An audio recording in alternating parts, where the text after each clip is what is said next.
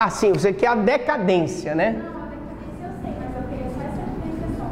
Na decadência, eu perco o direito de entrar de reclamação, por exemplo. Mas na perempção já está... Na perempção existe as hipóteses de perempção, né? Já existe uma ação ajuizada e você age com negligência, com contumácia, você deixa por negligência de praticar. Existe uma negligência, tu estás entendendo? Tanto na perempção quanto na preclusão, a ação já foi exercida. Não, a preclusão, gente, vocês têm que entender que a preclusão se refere a ato processual. Quando eu falo em prescrição, é direito material. Quando eu falo de perempção e decadência, eu falo de direito de ação. Tá? Repetindo. Preclusão, ato processual. Prescrição, direito material. Teu direito material de indenização, uma reparação de dano em acidente de veículo automotor. Um direito que o Ministério Público tem de promover uma ação de improbidade. E perempção e decadência se refere à ação. Claro, no processo penal, você decai do teu direito de ação se você não exercer dentro de um determinado prazo. Exemplo, no processo penal, só para ilustrar, a tua queixa, se uma pessoa ofende a tua honra, te profere uma calúnia, uma injúria, uma difamação, tu tem 6 meses para entrar com a queixa. Se tu não entras nesses 6 meses com a queixa, o que acontece? Tu decai do teu direito. Outro exemplo, um crime de ação penal condicionado à representação do Ministério Público. Você é a vítima. Você tem 6 meses para oferecer a representação para o Ministério Público. Você não oferece essa representação em 6 meses, o Ministério Público não pode promover ação penal, porque a ação penal é condicionada à representação. Então vai decair o direito de você promover aquela representação, tá? Então nessas hipóteses eu tenho a decadência, tá? Bom, mas voltando aqui a essas informações importantes, eu vou agora para a comunicação dos atos processuais. Comunicação dos atos processuais. Evidentemente que esta aula procura condensar tudo que nós temos em quantidade lá no Código de Processo Civil, que daqui a pouco nós vamos, num segundo momento, dar uma olhadinha, tá bom? Por hora, vamos dar uma olhada aqui. O que é comunicação dos atos processuais? Ocorre através da citação, da intimação e da notificação. Mas o que é citação, professor? Citação é o ato pelo qual se dá ciência ao requerido de que contra ele existe um processo para que ele possa se defender. Então, citação é sempre nesse sentido. Você vai citar o requerido para que o requerido apresente a sua defesa, tá? A intimação não. A intimação, você intima uma pessoa para que ela pratique ou deixe de praticar o ato processual. Intimação não tem relação com defesa em juízo, tá? Intimação, você pode até através da intimação se defender, mas quando eu falo em chamar a pessoa para ela se defender em juízo, é citação. Intimação é para que ele pratique um determinado ato processual. Um exemplo, professor, ele é intimado para rolar testemunha, ele é intimado para oferecer prova, um quesito naquela prova pericial, ele é intimado para se manifestar sobre aqueles documentos que foram juntados, e etc. Tá? E a notificação, professor? Qual a diferença? Gente, notificação é diferente de intimação e citação. Por que a gente não coloca no Código de Processo Civil? Porque realmente não mencionou. Mas a notificação, gente, é você dar ciência a uma parte para que ela pratique um determinado ato, para que ela não se prejudique. Por exemplo, nessa situação aqui que nós falamos da perempção, eu estou com um processo que vai completar 30 dias parado. O correto é eu dizer, eu notifico a parte para que ele se manifeste e ainda tenha interesse naquele processo. Isso é uma notificação, porque se ele não se manifestar, esse processo vai ser extinto sem julgamento do mérito, que ficou parado por mais de 30 dias sem que a parte tomasse as providências. Então aí eu falo em notificação, que é um chamado para que a parte pratique aquele ato processual sob pena dela ser punida com uma determinada sanção, normalmente é a preclusão. Bom, e aí nós temos a intimação que pode ser feita por ordem judicial, requisitada por cartas. E aí nós temos a precatória. O que é precatória, professor Franklin? Precatória é a comunicação entre juízes, né? Eu tenho uma ação que está tramitando aqui em Belém do Pará e eu vou então fazer essa ação, ela está tramitando aqui, mas o requerido mora em Castanhal.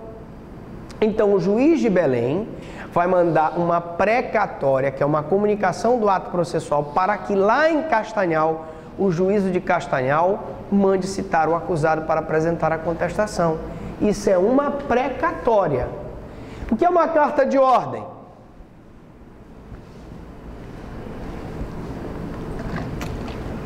Como o próprio nome diz, é uma carta em que o órgão hierarquicamente superior manda uma ordem para o órgão hierarquicamente inferior para que pratique aquele determinado ato processual. Deu exemplo aí, professor Franklin, vamos lá.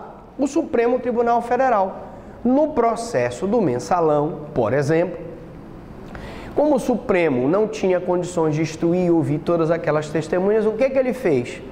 Os ministros do Supremo mandavam cartas de ordem para os juízes federais, em Minas Gerais, no Rio de Janeiro, em São Paulo, para que esses juízes ouvissem as testemunhas do mensalão. Então, isso era uma carta de ordem, né? O que é uma carta rogatória? É uma comunicação de ato processual entre juízes de países estrangeiros, que eu tenho uma ação que está sendo movida aqui no Brasil contra um cidadão que mora nos Estados Unidos. Eu vou entrar com uma ação no Brasil e vai ser expedido pelo juízo brasileiro uma carta de ordem para o juiz americano para que aquela pessoa seja citada, né, lá nos Estados Unidos. É uma carta rogatória, tá? Por meio eletrônico, nos processos informatizados. Nós falamos na última aula da tendência futura de que todos os processos vão ser informatizados. Nós não vamos ter mais o papel e isso, claro, vai demorar um pouco, talvez não tanto, e que já existe um projeto para citações e intimações por meio de correio eletrônico. Quer dizer, professor, que eu vou ser citado por meio do meu celular através de um e-mail da Justiça? Sim. Claro, isso é um pouco questionável, mas vocês têm que começar a se acostumar com essa ideia, que já existe um projeto de lei e provavelmente as citações futuras serão realizadas através de correio eletrônico. Então eu disse que a citação é o ato pelo qual se chama a juiz o réu ou interessado a fim de que se defenda. E preste atenção que eu coloquei aqui o réu ou interessado, né? Porque eu posso ter uma intervenção de terceiro, eu posso ter um opositor, eu posso ter um assistente, eu posso ter uma denunciação à lide, eu posso ter um chamamento ao processo, e aí esse terceiro interessado também vai se defender, no caso do opositor, no caso do assistente, etc. Quais as modalidades de citação? Eu tenho a citação real, que é aquela que é propriamente dita, e aí eu cito pelo correio, que nós temos na Justiça do Trabalho, é aquela citação através de AR, aviso de recebimento. Por oficial de justiça, que é a citação que é feita nos processos civis. Eu vou, por exemplo, fazer a citação de uma pessoa numa ação através do oficial de justiça. O oficial de justiça vai na casa da pessoa, que tem o endereço certo, e lá ele cita essa pessoa.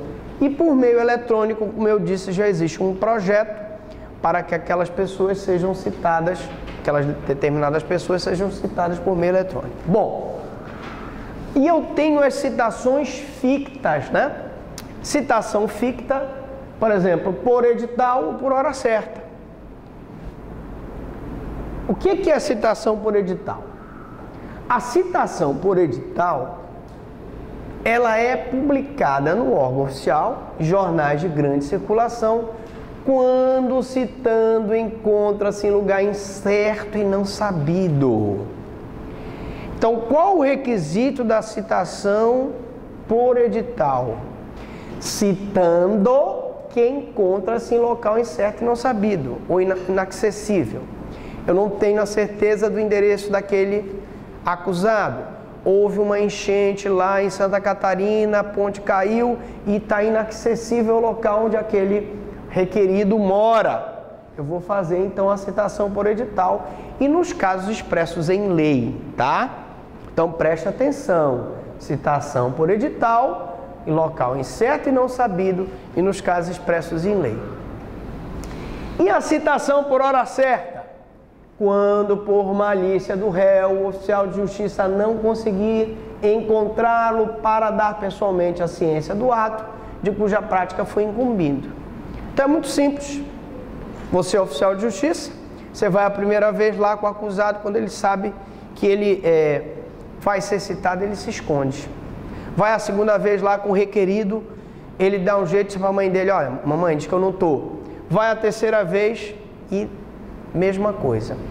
Quando ele por 3 vezes é procurado e o oficial de justiça verifica que ele quer se esconder, o oficial de justiça diz, olha, senhora, diga para o seu filho que tal hora eu estarei comparecendo aqui e se o seu filho não estiver, ele vai levar a citação, vai haver uma citação por hora certa. Ele na hora certa tem que estar aqui.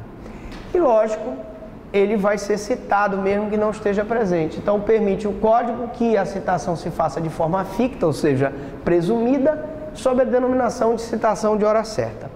E para você que vai fazer concurso da OAB, vai fazer concurso público, vai fazer a prova do Enem, do ENAD. Do Enem não, né? Você sabe que do Enem não, mas ainda não estamos gravando aula pessoal do Enem, mas em breve teremos gramática portuguesa, gramática inglesa e gramática espanhola. Aguardem. Vai sair também o curso de Direito Constitucional, se Deus assim o permitir. Mas por enquanto, só para o pessoal da OAB concurso, quais são os requisitos especiais que depende a citação por hora certa? Primeiro requisito, o oficial terá de procurar o réu em seu domicílio por 3 vezes. 3 vezes. Sem localizá-lo, requisito objetivo. Primeiro requisito, tá? Segundo requisito, deverá ocorrer suspeita de ocultação. Então, o oficial de justiça foi a primeira vez, a segunda vez, a terceira vez, e a mãezinha dele está lá, a mulher dele está lá, mas ele não está, o requerido não está se ocultando. Então, vamos fazer a citação por hora certa. O que é isso, professor? Ele diz, olha, tal hora eu vou estar aqui, 8 horas da manhã, 6 horas da manhã, estou aqui. Se o senhor não tiver, o senhor vai levar o farelo, o senhor vai ser citado, estando ou não estando, citação por hora certa. Bom, efeitos.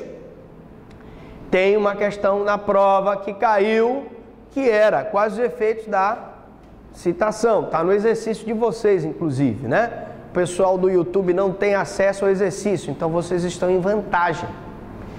Quais os efeitos da citação válida? Tornar prevento o juízo. O que é tornar prevento o juízo? Tu tinhas, em tese, uma dúvida se tu eras a juíza competente ou se era ele. Um processo rumoroso. Na hora em que, na tua vara, é feita a citação válida, essa citação válida, ela torna prevento o juízo. Significa que todas as demais ações e medidas cautelares daquele processo tramitarão na vara dela, ela será a juíza competente, que a citação válida que ela mandou fazer torna o juízo dela prevento, ou seja, é o teu juízo que é competente para julgar aquele feito. Induz litispendência. Ora, eu sei que a litispendência é a impossibilidade de eu ajuizar a mesma ação, com as mesmas partes, com o mesmo pedido, mesma causa de pedir. Imagina o seguinte, eu como sou um cara esperto, eu ajuizo a mesma ação, com a mesma parte, mesmo pedido, mesma causa de pedir aqui, na vara A. Ajuizo bem aqui, na vara B, e ajuizo ali na vara C. Vamos ver assim, bom, qual decisão vai dar melhor? Isso não pode, isso é litispendência. Então, na hora que eu ajuizo a ação na vara dela e ela providencia a citação válida, a ação que eu dei entrada com a mesma parte, o mesmo pedido, a mesma causa de pedir aqui e lá, ela tem litispendência. Quando o réu que foi citado aqui validamente receber a tua citação e a citação ali da doutora Portelinha, ele vai dizer, não, peraí, já tem uma ação tramitando aqui. E essa primeira citação válida induziu a litispendência das outras varas. Constitui moro devedor. Se é uma ação de cobrança, a partir do momento que a pessoa é citada, começa a correr os juros de mora para o pagamento daquela dívida. É um despejo, eu estou despejando aquela pessoa por falta de pagamento. A partir do momento que eu citei, começa a correr os juros para o pagamento do aluguel atrasado. E interrompe a prescrição. Bom, sobre a interrupção da prescrição, eu queria mostrar aqui. Eu disse para vocês que nas ações de improbidade administrativa, o Ministério Público tinha 5 anos para entrar com a ação. Muito bem. Quando eu digo que a citação válida interrompe a prescrição, a causa interruptiva, gente, ela faz com que a prescrição seja contada de novo. Suspensão da prescrição suspende o prazo. Interrupção da prescrição faz com que conte tudo de novo. Então, eu vou te explicar como é que é a história. Um prefeito praticou um ato de improbidade administrativa em 2010. Portanto, o Ministério Público, em tese, tinha até 2015 para entrar com a ação de improbidade administrativa. Todavia, o Ministério Público entra em 2011 e em 2012 é feita a citação válida dele.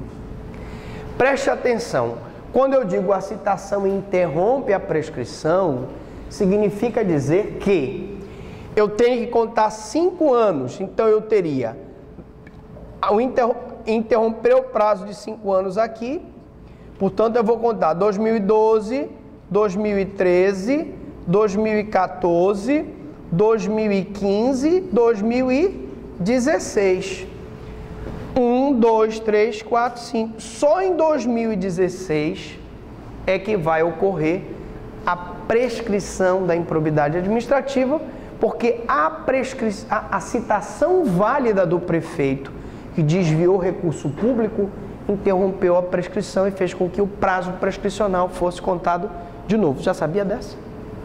Não sabia, né? Eu notei que ele ficou emocionado, assim. Eu vi assim as lágrimas rolarem pelos olhos dele, assim, que ele não sabia que era assim. Sabia que era assim? Não sabia. Mas é assim. Porque senão prescreve muito mais rápido, né? Muito bem, então há uma interrupção da prescrição com a citação válida. Vamos então para a intimação, né? Intimação é o ato pelo qual se dá ciência a alguém dos atos e termos do processo para que faça ou deixe de fazer alguma coisa. Ao contrário da citação, o objetivo aqui é que ele faça, por exemplo, ele pode requerer diligências, ele pode pedir uma perícia, ele pode pedir uma cariação, ele pode pedir uma inspeção judicial. Então aí é para ele fazer ou deixar de fazer alguma coisa. É uma intimação. Pode ser feita pelo escrivão, pelo oficial de justiça e por uma publicação na imprensa. Normalmente, publicação na imprensa, quando se trata de advogados, eles são intimados pela imprensa. O Ministério Público, em qualquer situação, é intimado pessoalmente, ou pelo escrivão ou pelo oficial de justiça. E admite-se também a intimação, gente, por edital, nas hipóteses em que o requerido está em local incerto e inacessível, e por hora certa, naquelas hipóteses em que ele é intimado 3 vezes e se oculta para evitar a intimação. Agora vamos falar de nulidade. Bom, essa aula de nulidade, que é o finalzinho da nossa aula de hoje de atos processuais, é uma aula mais resumida. Nós temos uma aula maior de nulidades, que é uma aula de invalidades processuais, que eu peço para que vocês deem uma olhada. Nós temos tanto a nulidade no processo penal, a aula de nulidade no processo penal, quanto nós temos a aula de nulidade no processo civil, tá? Então, vamos aqui rapidamente dar uma olhadinha na nulidade. O que é nulidade? É a ineficácia de um ato jurídico em virtude de ter sido executado com transgressão à regra legal. Quando um ato jurídico processual ele é executado fora do que determina a regra legal, ele vai ser nulo. Você pode dar um exemplo aí, professor, de alguns atos que geram nulidade? Uma citação por edital, por hora certa, em situações em que o réu tem local certo e definido e não está se ocultando para ser citado. Exemplo, você, por exemplo, não oportunizou para que o requerido apresentasse a contestação, nulidade. Você não oportunizou para que o requerido se manifestasse sobre documentos que foram juntados pela parte contrária. Você deixou, por exemplo, de praticar algum daqueles atos processuais do procedimento. Você violou o devido processo legal. Então, gente, toda vez que o juiz, ele ou a parte, praticar um ato processual em desacordo com a determinação legal, isso poderá gerar a nulidade, tá? Ela tem que transgredir uma regra geral de que possa resultar ausência de condição ou de requisito de fundo ou de forma indispensável à validade do ato.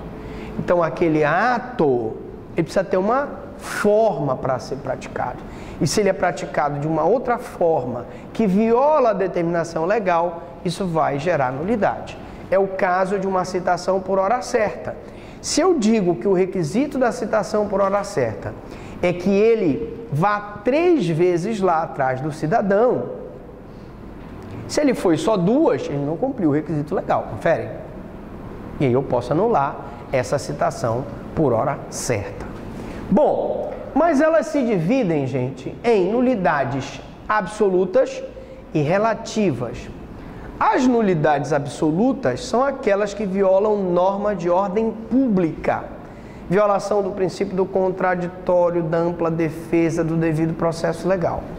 Essas nulidades podem ser arguidas em qualquer fase do processo, podendo ser reconhecida de ofício pelo juiz. Por quê, professor? Porque, sendo ela nulidade absoluta, ela nunca se convalida. Nunca vai haver a preclusão de uma nulidade absoluta. Ela, inclusive, pode ser arguída pelo juiz ou pelo tribunal a nível de 2º grau, pelo juiz de ofício, porque ela não se convalida. Ao passo que as nulidades relativas devem ser arguídas na primeira oportunidade em que a parte falar nos autos. Então, se ocorreu uma nulidade relativa, na primeira oportunidade que tu foste falar nos autos, foste intimada.